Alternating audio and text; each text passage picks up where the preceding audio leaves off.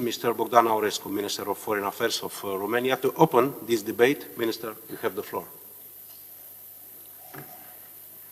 Thank you so much for this introduction and for the kind invitation to take part in this very important conference.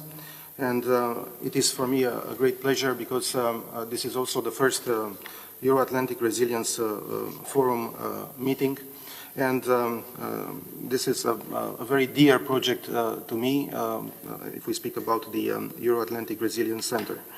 The Ministry of Foreign Affairs, myself personally, we invested a lot of time and a lot of effort in order for the center to become operational in these very challenging times. And I trust that the center is indeed becoming a relevant voice within the national and the international expert circles. And I would like to commend the leadership and dedication of President of the Center, Mr. B.Aurescu. This event is highly promising and especially timely because both NATO and the European Union are in the process of recalibrating their long-term strategic thought and action. We need complex responses and because of the overlapping crises that we have to face, as well as we need to advance the resilience of the member states of these two organizations and the organizations as such resilience. At national level, our focus on resilience had both an internal and an external dimension. As unprecedented crises of various origin levels of complexity are rapidly succeeding, it is of paramount importance to adapt quickly and to transform the challenges into opportunities for improvement. In the last few years, we have seen hybrid threats along with disinformation and cyber attacks, which became unfortunately part of our daily lives. Against this backdrop of blatant attacks to our democracies, the war in Ukraine brought back the invocation of the nuclear option, which is very serious, either bluntly or as part of possible false flag operations. And against this background, the incident of last evening in the territory of Poland, close to the border with Ukraine, shows that it is extremely important to be very careful in terms of assessing and in terms of strategically communicating and also in terms of taking decisions. This shows how difficult and sensitive the security situation is, the situation which is prompted by the war of Russia against Ukraine. As I have already stated, we are in close contact with our strategic partner and ally Poland, and it is very important that all circumstances of the incident be clarified. At this very moment, the ambassadors of the NATO countries are meeting in Brussels during the North Atlantic Council, and they are discussing about the incident. We have taken note of the statements by Presidents Biden and Duda, and I would like to state again that there is no room for making speculations because we need to be crystal clear about the circumstances of the incident. And I would like to reiterate what both the President of Romania, Mr. Klaus Iohannis, and the Prime Minister of Romania, Mr. Nicolae Ciucă, have stated. Our strong solidarity with Poland. We express our condolences for the two victims of the last evening explosion. But the fact is that it is inadmissible, the manner Russia is attacking the civil infrastructure in Ukraine, thus trying to diminish the societal resilience of the country and the backing of the population of the Ukrainian people for the fight of the government against the aggression of Russia. But if we speak about opportunities, the crisis is not all about negative consequences. The current complex situation also determined us to take important decisions which were difficult to imagine some time ago. For instance, now Ukraine and the Republic of Moldova are EU candidate countries, and Georgia has been recognized as having a clear European perspective. At the same time, Finland and Sweden, formerly neutral states, decided to start the process of becoming NATO allies. We also took crucial decisions to consolidate our deterrence and defense posture on the eastern flank, and especially at the Black Sea. Allies Romania included, have taken new decisions to increase their defense expenditures. We have accelerated the measures for cutting off our dependencies from Russia. And I think that one of the lessons learned of all these crises is that we have to get rid of any kind of dependence of Russia. We consolidated our resilience. We consolidated the resilience of our partners. We still have a lot to do in that respect. And at the same time, we have strengthened the European and Euro-Atlantic unity. If Russia considered that its actions could diminish or break our unity, the effect was the opposite. And we are also more determined than ever to defend the rules-based international order. All these elements are, in fact, opportunities which have stepped up from this crisis. In this context, the aggravation of the situation in Ukraine and other current risks are thus signaling once again the need for more strategic resilience, with a prominent external dimension, which I will address today as part of this exchange on food security. Working towards strengthening Europe's strategic resilience at all levels is our ticket for acting more efficiently in the future. Absorbing shocks, streamlining necessary tools for efficient and forward-looking policy making. Romania has been advocating for years for the need to support our neighborhood, the EU's eastern and southern neighborhood, as well as the Western Balkans. Our action is especially robust in the belief that the EU cannot be strong globally if it is not able to have positive projections in its own neighborhood.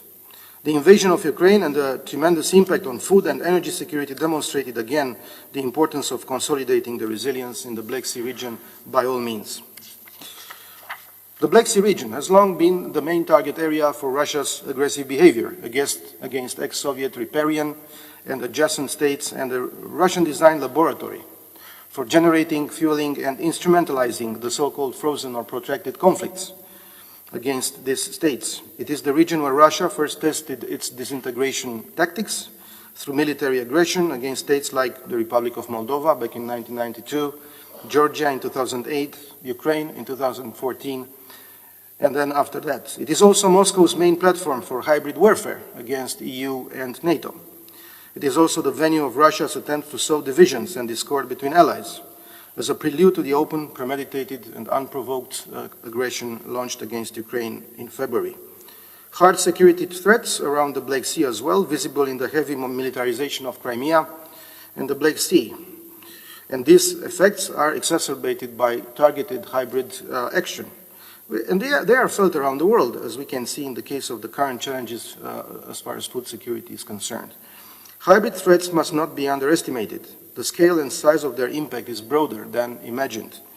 Any sound response to challenges in this context must be built around the goal of enhancing the resilience of allies, EU member states, but also of their vulnerable partners, especially in the Black Sea region.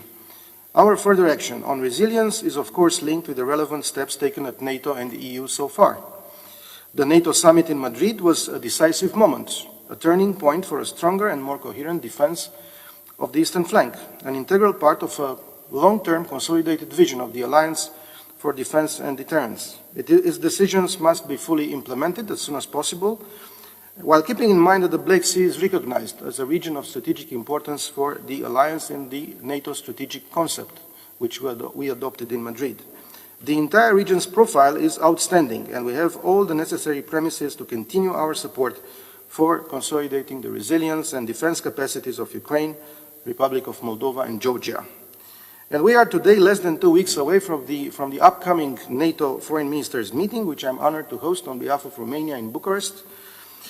On November 29 and the 30th, it will be the first meeting of this high profile taking place in Romania after the 2008 NATO summit. At the same time, this NATO Foreign Ministerial, which testifies of the strategic importance of the Black Sea, will hold a key role in assessing the implementation of the Madrid summit decisions, especially regarding the defense and deterrence posture on the eastern flank. The Foreign Ministers meeting will also highlight the importance of NATO-EU cooperation towards capacity building in the region. The EU is investing heavily in the resilience of Ukraine, but also of the Republic of Moldova and Georgia, including the European Peace Facility. NATO has also created a fund dedicated to strengthening Ukraine's resilience and defense capacity, the voluntary fund on the comprehensive assistance package for Ukraine. to which Romania has recently contributed with $400,000. But building resilience is a complex undertaking. This concerns not only the creation and consolidation of technical capacities and physical infrastructure for swift responses to disruptions, but it is also about measures to contain the impact on the citizens' stable way of life. The war is shaking the existential pillars of the global food system, which already has a precarious situation. Consequences of the war in Ukraine include disrupting supply chains, raising the cost of energy, fueling inflation, endangering food security, but this especially affects countries which are highly dependent from Africa and Asia, and they have been also affected by the post-pandemic economic situation. When the war started, we were already living through the widest rethinking and repositioning of the global production and supply chains in decades, which went beyond our effort to increase supply chain resilience in the aftermath of the COVID pandemic. The Russian aggression brutally interrupted the flow of agricultural goods from Ukraine and cut supplies for vulnerable markets. As the NATO and EU member states having the longest border with Ukraine, Romania has been at the forefront of the response to this multidimensional crisis prompted by Russia's aggression, especially as far as the efforts to prevent a global food crisis. We duly sought political and practical logistical solutions to facilitate the transport and transit of the Ukrainian grain to international markets and thus trying to reduce the risk of global insecurity. Since the global food insecurity. Since the start of the invasion, the Romanian Black Sea port of Constanța, our ports on the Danube River have become main gateways for Ukrainian grain shipments abroad. Romania liberalized the bilateral road transport and freight in transit with Ukraine, offering support in Romanian ports to Ukrainian flagged ships, adopting the wide gauge railway line to ensure connection to the rail freight transport and facilitate access to the port of Galați on the Danube. And until now, we managed to export over 6.5 million tons of Ukrainian grain through our country. And we need not to forget that food security is still in a state of high risk, because only a few weeks ago, we have noticed that Russia has suspended its participation in the Black Sea Grain Initiative. And it only resumed it a couple of days after. The UN brokered agreement has made, together with the EU-Ukraine solidarity lanes, important difference by allowing the export of grain and agricultural products from Ukraine to the global markets and to countries most needed, including in the Horn of Africa, Yemen, and Afghanistan.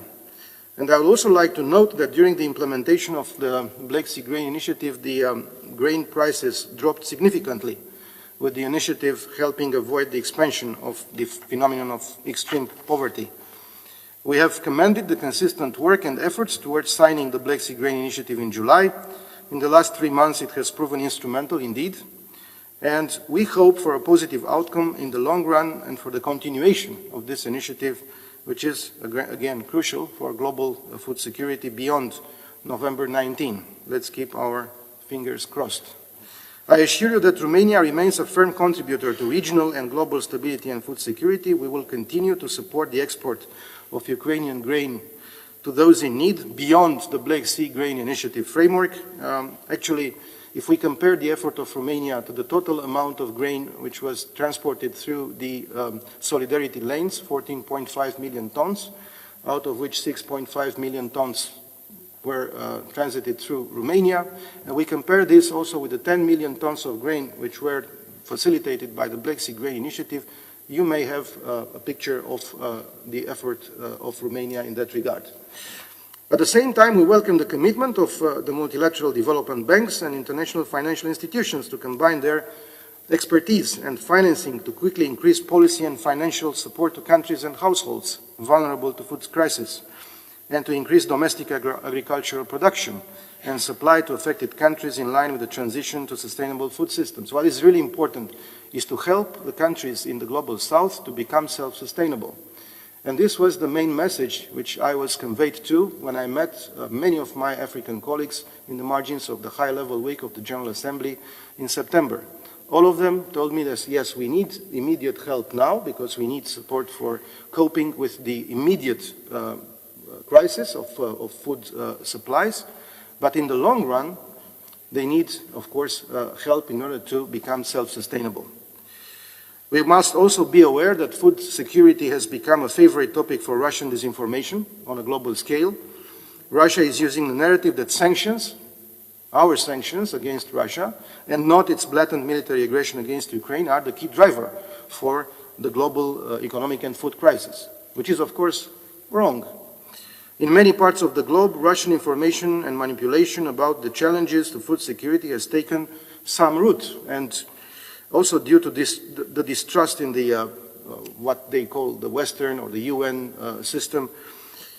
And I think it is extremely important to support all countries in the South, not only with concrete food supplies and support in order to become self-sustainable, but also with proper information and proper arguments showing that, in fact, it's Russia and not us who created this aggravation of the food security crisis.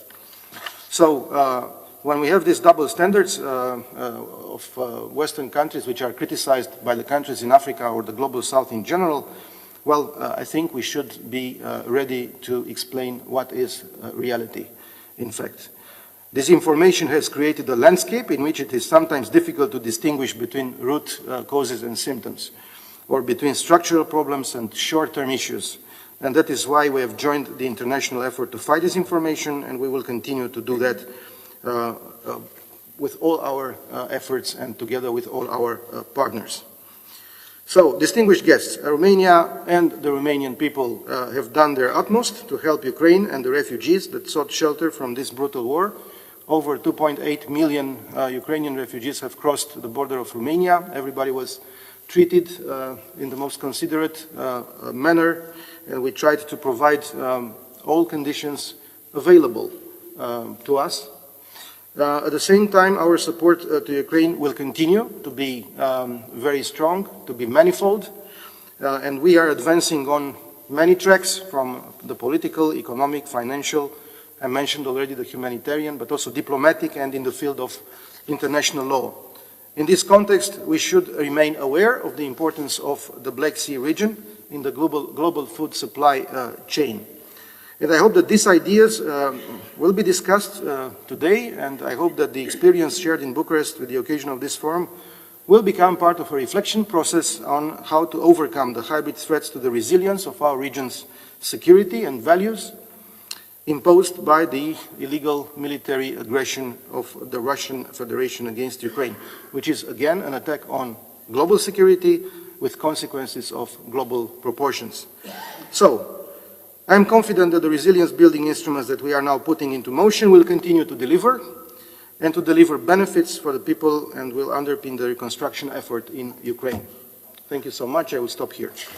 Thank you, Minister, for your very important presentation. You present the emergency measures taken by Romania in order to help the Ukrainian export. With your permission, I have a small question. How Romania can contribute in the medium and long term to increasing the resilience of supply chains? Well, I think we have to continue what we have done by now. I would like to say that even after July, when the Black Sea Grain Initiative started to work, the requests for transit of Ukrainian grain through Romania increased and continue to increase. That means that even if the Black Sea Grain Initiative is very important, there is still a demand that needs to be addressed. So we continued to improve our logistic capacities. And I would like just to give you an example of last week when we have opened together with the two Prime Minister of Romania, Mr. Ciucă, the Prime Minister of Ukraine, Mr. Smichal, together a new cross-border point in order to improve the connectivity between Romania and Ukraine, and this will help also in terms of facilitating the transit of goods. We are not only facilitating grain, I have only referred to grain, but also other agricultural products. I think more than 6 million tons of other products were also transited through Romania since the beginning of the war. So our effort will continue, and in this way I think we can contribute in very concrete terms to this effort. And we will continue also with our efforts to combat disinformation. engaging with the countries in the Global South. It's something that we are doing on a permanent basis, not only at UN level, but also bilaterally with our missions in various parts of that region of the world. Thank you, Minister, for your presence here and for your important speech.